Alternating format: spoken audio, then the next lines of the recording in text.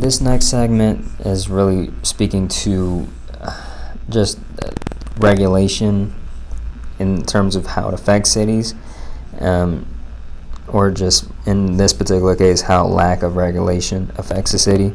Because Kowloon Wall City, this is this is a place that was in China, and a place that essentially grew and expanded from essentially an abandoned military fort, and it became a haven for refugees and people in search of affordable housing, right?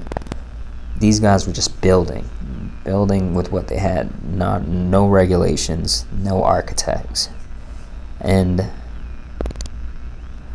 these people were simply making do for a long time without any regulation, right?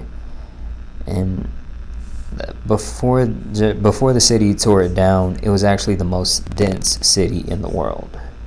And when I say the most dense, I mean by far, because it was around 30 times more concentrated than the most dense city today.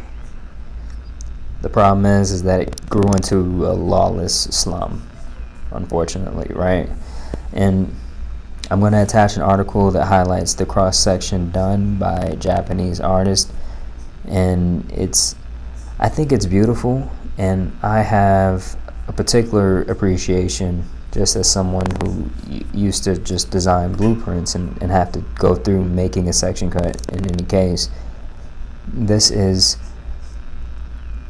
I think it's really, I don't know, like I'm a fan of this particular art in general, this particular piece of art in general, but when we talk about today, or just the transformation that we need to really undergo, I always thought about this idea, this concept of creating the foundry to really be subject to different regulations, different laws, right? A different set of pressures that we come up in, because it does appear that we kind of need to do a reworking and a rethinking, but we need to do it in the right way and have a good space to do that. And I'll write more about this. This is probably something that's going to inspire another article in terms of the Foundry R&D for, to teach you guys. But the idea here is that Kowloon is, it's a warning in terms of what happens when you're, a city without regulation, but it also speaks to the ability and willingness of people to coexist and make do, right? This is very, very much hopeful in terms of the idea of what we can do as, even the idea of the foundry, thinking about kind of creating a special zoning or a special zoning designation to the foundry that allows for, approved architects and builders to go in the fast lane for approval. And we gotta correct this, because we're building gates in communities, and that's supposed to signify safety, when you're really just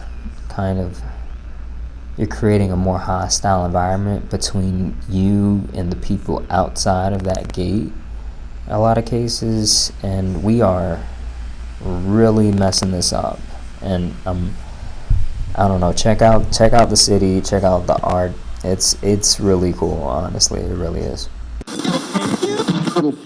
And that is the end of this particular episode. I want to say thank you for listening, if you listened through, and also leave you with a Renaissance musing question. The idea here is for particularly the Kowloon Wall City segment, we talked about what happened in Kowloon absent of regulation. What are your thoughts about regulation? What kind of pressures do you think would really be a safe environment for people in terms of actually I'm thinking about reducing and helping the state of affordability, but also just the homeless population in general, and also just kind of helping create and platform people to take part in this particular system at some point, and to help develop them. And what are your thoughts about what that environment should entail? What kind of regulations? What should we think about in terms of maybe like, zoning or things like that? And how do we create the ideal space to really heal and actively help people become active participants and generate Renaissance people in general?